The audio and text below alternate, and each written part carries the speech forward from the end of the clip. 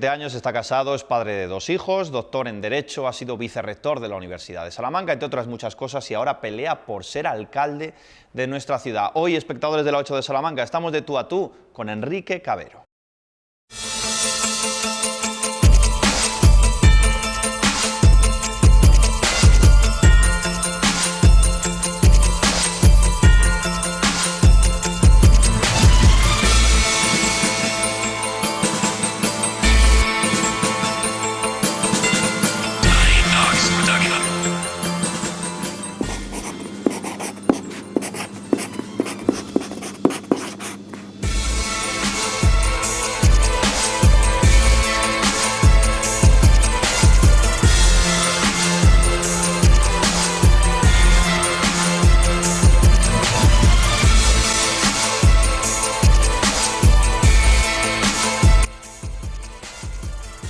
Hola a todos. Cuando se habla de la situación actual de la política, difícil situación, seguramente ustedes o muchos de ustedes pensarán que en la política hay pocos hombres buenos. Pues aquí tenemos un hombre bueno. Enrique Cabero, muy buenas. Hola, ¿qué tal, Alberto? Muchas gracias. ¿Uno puede ser bueno siendo político? Uno debe ser bueno siendo político, debe intentarlo siendo político y siendo cualquier otra actividad que desarrollemos en nuestra vida familiar, personal, profesional. Siempre hay que intentar ponerse en el lugar del otro y, por tanto, intentar favorecer sus pretensiones, saber lo que necesita. Yo creo que eso es fundamental. ¿Y en ocasiones, en todo caso, se puede hacer difícil mantener esa honestidad? Me parece que no. Está vinculado a lo que es la forma de ser y el comportamiento y la educación que uno ha recibido y lo que cree, en el caso de la política, de lo que supone el servicio público y el desempeño de cargos públicos. Me parece que no, que es fácil y es lo que hay que hacer. Enrique Cabero ha llegado relativamente hace poco tiempo al mundo de la política. ¿Qué busca en la política? Pues prestar un servicio público. Soy una persona especialmente comprometida, siempre lo he sido, con la realidad de mi ciudad, de las personas que viven en mi ciudad, y por eso me parece que desde la política se puede intentar solucionar problemas, se puede intentar también formular nuevas propuestas, nuevos proyectos, que en definitiva podamos conseguir desde el ámbito público que cada vez vivamos mejor, podamos ejercer mejor nuestros derechos, se garanticen, se promuevan mejor todos esos derechos que reconoce nuestra Constitución, las leyes. Pese a su juventud, tiene un currículum muy amplio en muchas facetas. Podríamos empezar diciendo que es doctor en Derecho. Y yo diría, hay muchos abogados en la política. ¿Hace falta realmente? Yo creo que no. Realmente la actividad política está abierta a todos los ciudadanos, todas las ciudadanas. Es un derecho constitucional, un derecho unido al Estado Social y Democrático de Derecho, la participación democrática, y no se requiere ningún tipo de formación previa.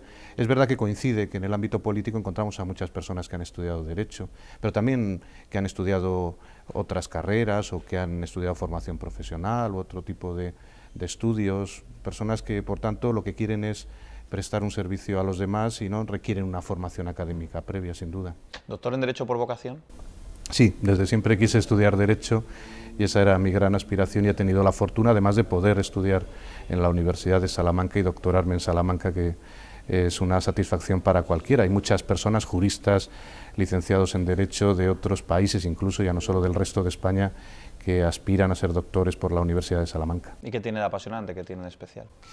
Porque el estudio del Derecho, y además cuando se hace de una manera especializada y cuando se hace en el entorno de la Universidad de Salamanca, permite conocer mucho mejor nuestra realidad, permite conocer mucho mejor también la resolución del conflicto, de los problemas, la composición de situaciones tensas, todo a partir de lo racional, a partir de un método que es muy interesante, el método jurídico, porque intenta equilibrar, intenta resolver las situaciones sin que ninguna persona padezca en su dignidad o en sus derechos fundamentales. Alguien con mala leche, que los hay, diría, bueno, tal y como está el mundo de la política en este momento, donde hay tantos procesos abiertos, pues si uno es abogado, por lo menos sabe cómo se tiene que manejar. Bueno, eso es una maldad realmente, Sí, pero bueno, que se puede decir y puede hasta resultar gracioso, pero bueno, nadie es abogado o buen abogado de sí mismo normalmente. Por tanto, siempre, incluso personas que se encuentren en esas situaciones, sería muy recomendable que buscaran un buen abogado, una buena abogada para que les defiendan en esos procesos. Su vida ha estado íntimamente ligada a la universidad, una institución tan bonita como la universidad y diferente, ¿no?, al mundo actual en el que está. Es una vocación también. Yo no sé si este concepto existe, pero yo sí que la he sentido.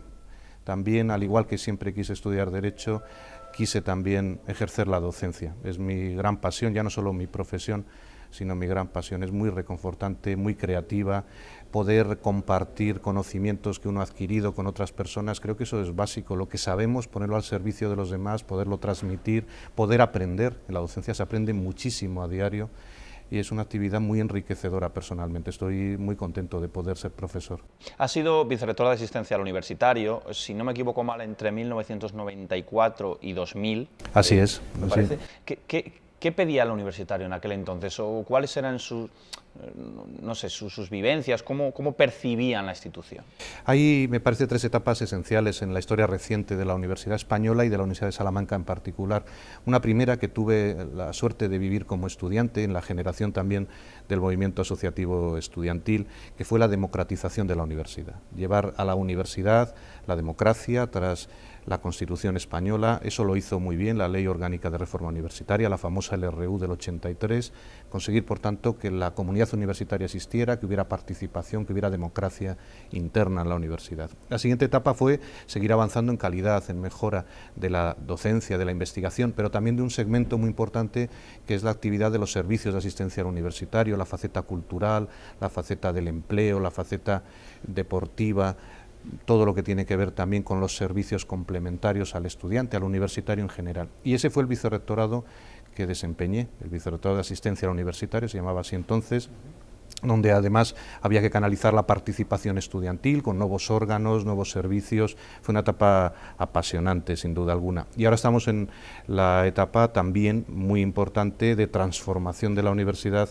hacia el espacio europeo de educación superior, eso sí, con una situación de recortes en la financiación, en las plantillas, en los derechos, en las becas, que está haciendo muy difícil esa actividad universitaria y por tanto hay que seguir ahí trabajando para conseguir recuperar el ritmo, que la universidad no se reduzca, no pase a una situación de irrelevancia, como quizá desde algunos sectores se pretende, para seguir avanzando en calidad y sobre todo en la prestación de un servicio público, que es el servicio público de la educación superior. Eso desde fuera lo percibimos con mucha preocupación. Sin duda, yo personalmente, lo sé. Es la bandera de nuestra ciudad y alguien que ha estado tan implicado y que lo está, como es su caso, supongo que tiene que preocupar, ¿no? Y mucho.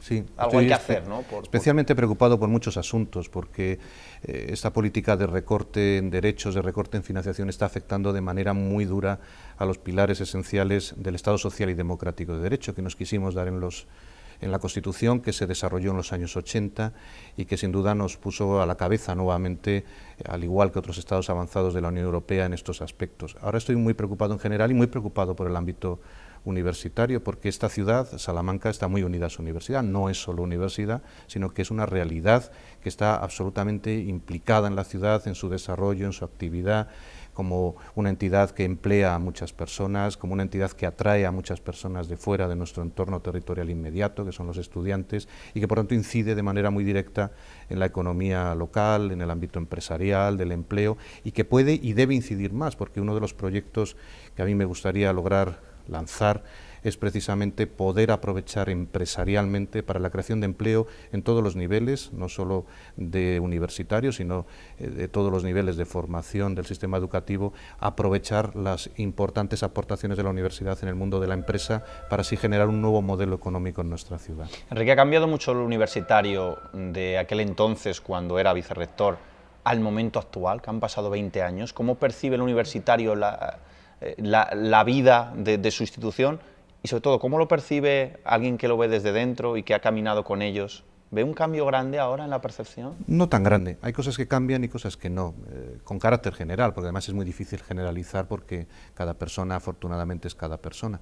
Pero desde el punto de vista de lo que no ha cambiado, me parece que sigue existiendo un interés muy importante por aprender, por aprovechar al máximo la vida universitaria en las aulas, en las bibliotecas, también en otras actividades a las que antes me refería que ofrece la universidad. Eso sigue, el compromiso con la institución, la valoración de lo que es una universidad universidad de calidad, eso sigue presente. Y cambian pues la forma de percibir probablemente las situaciones, porque también cambian los contextos fácticos, los hechos, y por tanto se ve con especial preocupación ahora la situación económica, la situación del empleo de los jóvenes.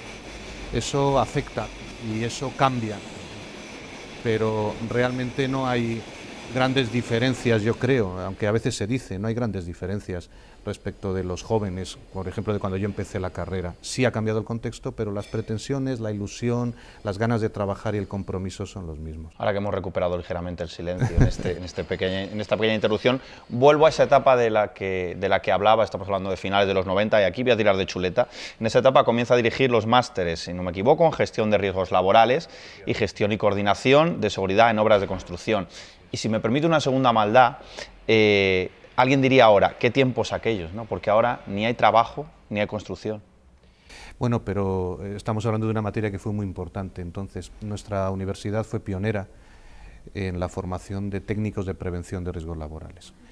He sabido que la Ley de Prevención de Riesgos Laborales que existe en España es una ley del año 1995 que recupera transpone todo el derecho de la Unión Europea en la materia. Esta es una materia en la que ha avanzado mucho Europa comparativamente con el resto del mundo, y preocuparse por la seguridad en el trabajo, la salud laboral, que en definitiva es preocuparse por el derecho a la vida de las personas que prestan trabajo en cualquier ámbito, o de su salud, preocuparse de la salud, porque el trabajo no puede llevar a vender la vida o a vender la salud. Eso es un concepto erróneo absolutamente, que nos retrotrae a etapas históricas a las que no hay que volver. Preocuparse por esos asuntos es muy importante. Por eso tenemos un máster en la Universidad de Salamanca, el máster en gestión de riesgos laborales, que es uno de los más importantes de la Unión Europea en esta materia, naturalmente de España también, que ahora está siguiéndose con mucha atención desde Iberoamérica, y vamos a seguir trabajando en ese sentido, porque siempre que hay trabajo, y debe haberlo y debe haber mucho más, hay que corregir el problema del desempleo de manera inmediata,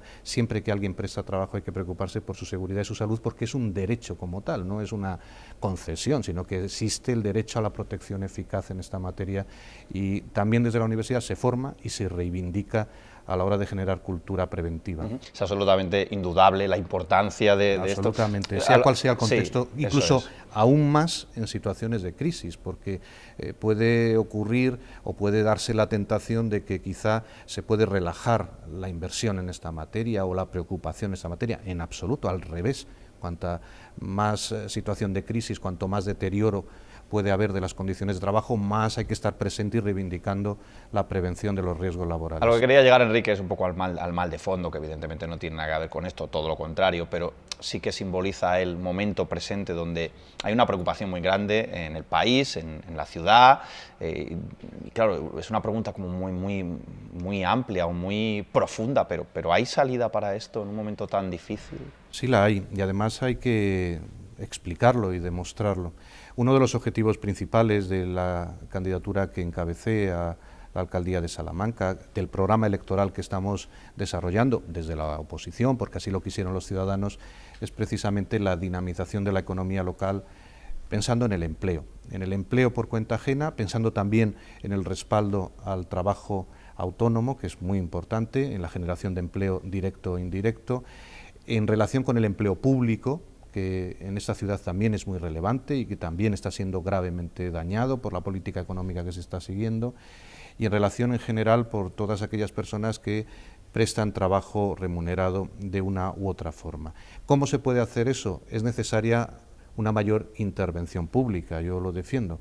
Quien crea empleo es el sector privado fundamentalmente, también el sector público en ciudades como la nuestra, pero es fundamental la dinamización de la economía, generar un plan estratégico, que el ayuntamiento asuma su papel como motor en la ciudad de todos los asuntos, también del empleo y la dinamización económica, y por eso vamos a seguir insistiendo en la generación en Salamanca de una mesa por el empleo y la dinamización económica, donde estén los agentes sociales. Es muy importante conocer la opinión, valorar las propuestas de los sindicatos más representativos, de las organizaciones empresariales más representativas, de la Cámara de Comercio e Industria, naturalmente también, y en una ciudad como la nuestra, de las universidades. Es clave articular ese contexto para cultivar la economía social, un sector prioritario en un contexto de crisis como el que estamos, el trabajo autónomo, también las organizaciones de autónomos se han convertido además desde la ley del Estatuto del Trabajo Autónomo en un instrumento básico, y todo el mundo de las relaciones laborales. ¿Y cómo se puede conseguir? Buscando potencialidades que sí tenemos como ciudad. No vayamos al discurso negativo del nada se puede hacer aquí. Es verdad que estamos perdiendo población y no se toman medidas, es verdad que seguimos perdiendo empleo y no se toman medidas concretas, pero ha llegado el momento de decir basta de esa situación y marcarnos un objetivo conjunto, donde pueda haber un acuerdo entre las fuerzas políticas y sobre todo no solo un acuerdo político, es un acuerdo político, social y económico para trazar esas líneas estratégicas, para impedir que otras ciudades, que sí las tienen, nos puedan tomar la delantera cuando se pueda aprovechar en su momento, cuando llegue la recuperación económica, y sobre todo tener muy claro que nosotros como ciudad ofrecemos posibilidades al mundo empresarial que otras ciudades no tienen, en lo que se refiere a juventud que se capta de fuera, que viene a formarse aquí, en lo que se refiere a la posibilidad de aprovechar, como decía antes, aportaciones que se hacen desde la investigación del más alto nivel, que después disfrutan como patentes o modelos de utilidad en otras empresas, incluso en otros países, y no en el entorno territorial inmediato. Y hay buenas pruebas, el proyecto piloto del Parque científico de la universidad lo está demostrando, que con un impulso institucional, con una claridad de ideas y un proyecto estratégico concreto se puede conseguir buenos resultados. Tenemos que trabajar ahí, tenemos que creernos que en nuestra ciudad el sector servicios es importante, pero también lo es el industrial, también lo es el tecnológico, para avanzar en ese sentido y no dejárselo a otros. Con esta pregunta, Enrique, voy a terminar la primera parte de este de tú a tú, y aquí le voy a hablar un poco de sus hermanos mayores y una percepción un poco de la ciudadanía. Hemos escuchado hace unos días a los hermanos mayores del Partido Socialista y del Partido Popular, ambos, unos diciendo que la recuperación de la crisis ya es un hecho y está en camino, y otros diciendo que lo peor está por venir. Entonces el ciudadano, del blanco al negro, se pregunta, ¿es todo cuestión de intereses personales o se piensa en la ciudadanía? Bueno, aquí es que depende de qué es lo que se considere con salir de la crisis y qué intereses se pretenden defender. Desde la posición del Partido Socialista Obrero Español a nivel general, no solo en Salamanca, sino en Castilla y León, a nivel estatal, también a nivel europeo. Hay que recordar que pronto hay unas elecciones europeas que son las más importantes de las que se han celebrado últimamente, porque buena parte del cambio importante que hay que hacer en la política económica ha de adoptarse en las instituciones europeas. Por eso es muy importante que la Unión Europea vuelva a estar gobernada por posiciones de progreso, europeístas, de izquierdas, socialistas, que son los que generaron el mejor momento, también para la economía española. A veces se piensa solo en la burbuja inmobiliaria que nos ha llevado después a un desastre, pero cuando realmente avanza España, consigue crear nuevas oportunidades de empleo, empresariales, ha sido con los fondos de integración, los fondos estructurales, con la integración europea, en definitiva, que fue muy importante a partir de los años 80, 90, y esa política europea se ha perdido y hay que recuperarla desde la izquierda, desde el socialismo, desde el progresismo europeo. Bueno, en ese contexto, ¿qué se entiende por salir de la crisis? Pues se entiende no solo que pueda haber indicadores que aventuran, que en el nivel macroeconómico puede haber algunos intereses o soluciones mejores, que al final afectan a muy pocos, que son normalmente los que tienen mucho dinero, sino que salir de la crisis es que la sociedad evolucione, progrese, es que se resuelva el problema del desempleo, es que se genere un modelo económico y social compatible con el Estado social y democrático de derecho, con el Estado de social, con los derechos de la ciudadanía, que haya un sistema tributario realmente progresivo, que no se beneficie solamente a unos pocos, que está creciendo el número de ricos y se está precisamente generando una brecha social, una brecha económica que está llevando a que cada vez hay más personas en situación de pobreza, incluso personas que tienen un salario y que pasan a ser pobres ya por el nivel de renta que tienen. Eso es lo que es salir de la crisis realmente. Y el planteamiento desde los partidos socialistas europeos, también en España, es que es necesario una política pública de dinamización de la economía, de regulación de los mercados, de control de la especulación para que no se vuelva a producir. Eso es lo que es salir de la crisis. Y eso está lejos. Hay que poner de relieve, y fíjese, Alberto, cuando ha empezado a intervenir la Unión Europea en el sentido que se planteaba desde el Partido Socialista Europeo y Socialista Obrero Español, con una intervención del Banco Central Europeo desde el punto de vista monetario, desde el punto de vista de la liquidez, desde el punto de vista del sistema financiero, han empezado a repuntar algunos aspectos hacia una mejora de esa situación general, que hay que llevarla después a la práctica. ¿Qué sería si realmente se produce un cambio real de la política económica pensando en la ciudadanía y no pensando en los intereses de unos pocos especuladores que nos han traído hasta aquí?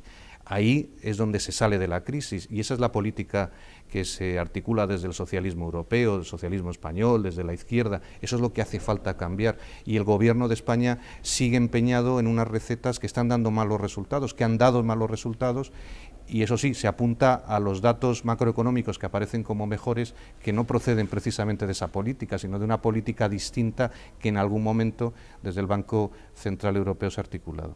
Vamos a hacer una mínima pausa. Tenemos muchas más preguntas todavía para Enrique Cavero, enseguida regresamos.